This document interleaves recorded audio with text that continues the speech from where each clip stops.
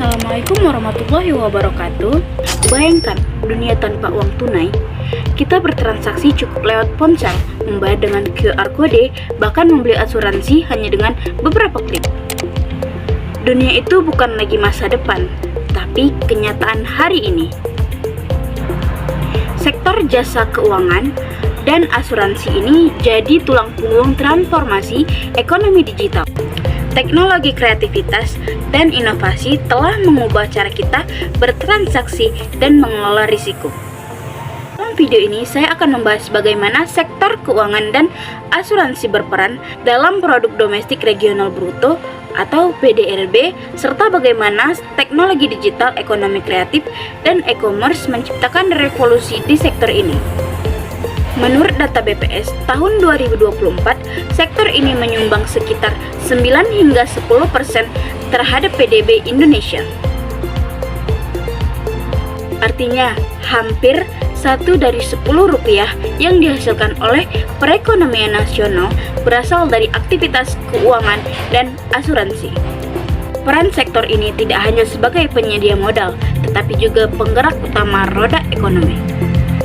Bank, lembaga pembiayaan, dan perusahaan asuransi membantu masyarakat dan pelaku usaha dalam mengelola keuangan, melindungi aset, dan memfasilitasi investasi. Dengan masuknya teknologi digital, sektor ini tidak lagi eksklusif. Layanan keuangan sudah menjangkau masyarakat luas, bahkan sampai ke desa-desa terpencil. Ini beberapa contoh nyata, yaitu dari e-wallet seperti OVO, GoPay, Dana, dan Link Aja yang menggantikan uang tunai, dan layanan pinjaman digital seperti Kredivo, Akulaku, dan Modalku seperti yang memberikan akses modal cepat bagi UMKM. Asuransi digital seperti Koala, Fuse memungkinkan pembelian polis secara online tanpa agen. Semua inovasi ini membuat sistem keuangan menjadi lebih cepat, efisien, aman, dan transparan. Kini membuka rekening, mengajukan pinjaman, bahkan klaim asuransi, semua bisa dilakukan dari genggaman tangan. Transformasi ini bukan hanya soal teknologi, tapi juga soal kreativitas dalam menciptakan solusi keuangan yang lebih mudah dan inklusif. Lalu, apa hubungannya dengan ekonomi kreatif dan e-commerce? Sederhana saja, tidak akan ada transaksi online tanpa sistem keuangan digital yang kuat. Platform seperti Shopee, Tokopedia, dan Bukalapak bergantung pada sistem pembayaran digital dan layanan keuangan yang memproses jutaan transaksi setiap hari. Selain itu, kehadiran vintage lending juga membuka peluang besar bagi para pelaku ekonomi kreatif, seperti desainer, content creator, dan UMKM,